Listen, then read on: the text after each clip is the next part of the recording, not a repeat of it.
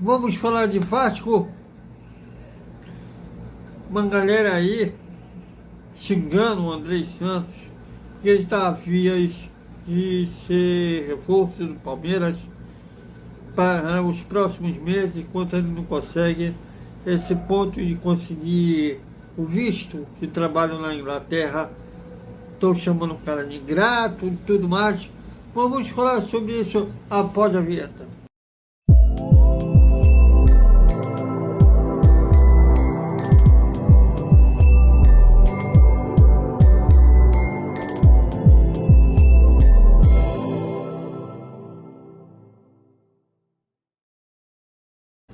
Salve, salve galera do Vascão! Mais um vídeo para o Vasco Velocidade com o apoio do nosso Vasco. O Vasco Connex, estamos assim em casa de obra. Antes de mais nada, peço aquela curtida de graça. Compartilhe, comentem. Aqui a galera tem moral, aqui todos teve bom. Eu entrei no Instagram do Andrés Santos, esbarrei com o Instagram do Andrés Santos, de colegas citando o Andrés. Ele está, muito possivelmente, ele vai ser um novo reforço do Palmeiras, já que ele não conseguiu o visto de trabalho lá na Inglaterra e fugiu do controle dele, não depende só dele. O Chelsea agora é o dono dos direitos dele. Os ingleses querem que ele expulse a Libertadores e seja treinado por um treinador de ponta. No caso aí, o Abel Ferreira. O André vai chegar no Brasil nesse domingo, vai sentar com a família e deve acertar com o Verdão. Tem um Palmeiras, que vai disputar a Libertadores, tem um Internacional interessado nele, tem um Atlético Mineiro interessado nele, o Vasco corre por fora. Até tem um maior rival, a família dele e o próprio dele não sentem a vontade de defender o Flamengo. Mas o Palmeiras, muito provavelmente é o destino, tem o Inter, o Atlético Mineiro por fora, e o Vasco seria o último das opções do Chelsea, não do André. Eu vi chamando o cara de ingrato, cara de safado, cara de canalha, tudo que é tipo de palavrão.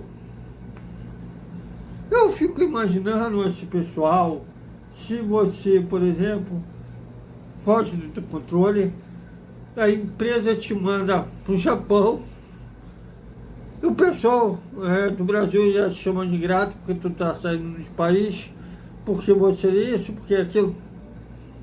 Fuja do controle do jogador.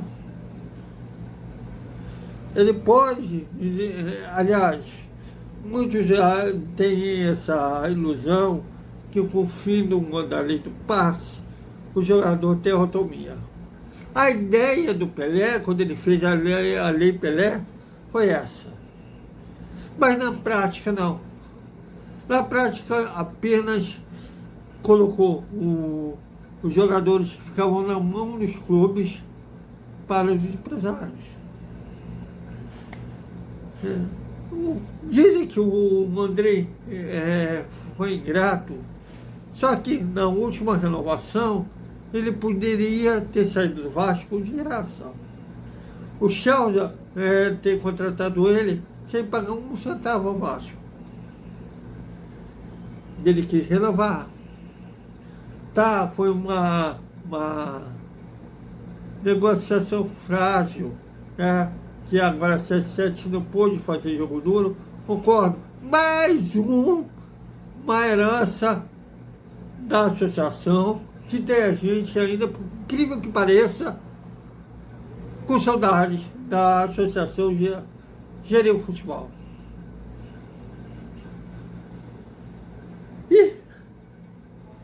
Eu imagino, duvido que o Chelsea pensou que o André não fosse conseguir o visto de trabalho. Porque se imaginasse, ele não ia gastar agora 12 milhões, né? para não utilizar o jogador já. Mas o Vasco, alguns colegas falam que o Vasco tem cápsula, fala, botou no contrato, prioridade, não colocou. O que eu apurei foi falado de boca, não colocou isso no papel. Engraçado que hoje em dia, em pleno século XXI, tem torcedor que ainda acredita que jogador tem aquela fidelidade de torcedor de arquibancada.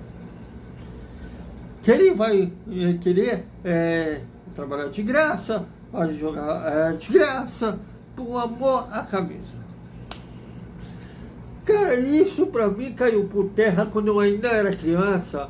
Eu acho que foi o primeiro negócio que foi impactante para mim, que foi chocante para mim.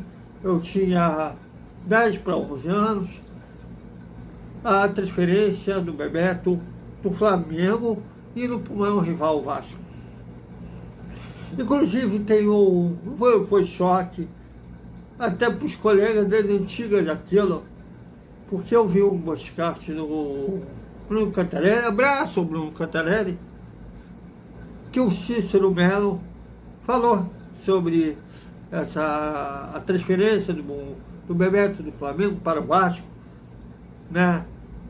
Que estava o empresário do Bebeto, o Moraes, lá na Comaria, o Bebeto estava defendendo a seleção brasileira na Copa América do Brasil.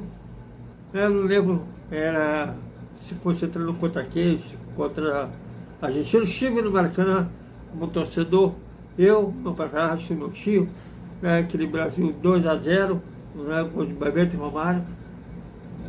E o Moraes estava lá na Comarim, num bar lá, sentado, tomando vinho.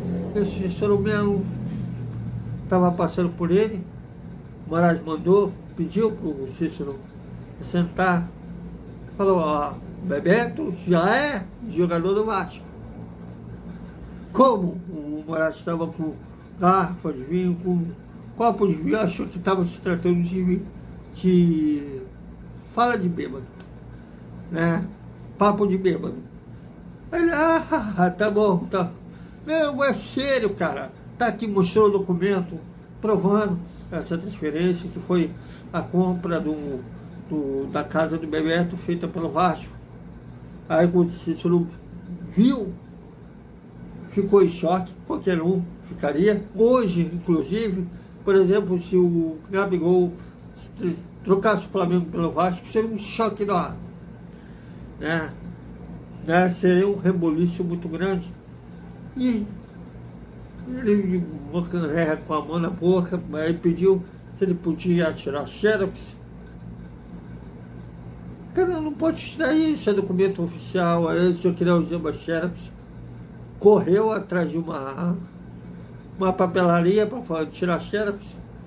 Subornou até o cara, porque ele estava fechando a loja para tirar essa xerox.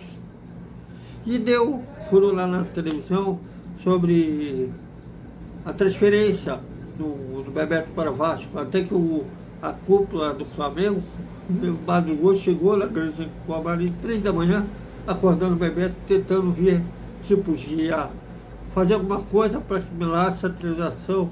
O Bebeto falou, não, o contrato já está assinado, não iria rasgar o que ele assinou. Então o seguinte, o futebol é um esporte capitalista. Sempre foi e sempre será. Né? E os jogadores ainda não têm se dá a impressão que tem, mas não tem. Né? Então, não sei se ainda tem na Netflix o Sobrerante, até morrer, né? Um time que já foi campeão da Premier League, né? A primeira divisão do campeonato inglês, nos anos 60. Hoje, a última vez que eu vi, estava na terceira divisão do campeonato inglês. Eles tiveram uma cria que estava metendo gol pra caramba, estava sendo considerado um futuro craque. Acabou o contrato do cara, eles queriam renovar. O empresário ignorando a tentativa do clube e tentar negociar a renovação, tentaram com o jogador, para você ver, não é nem do Brasil.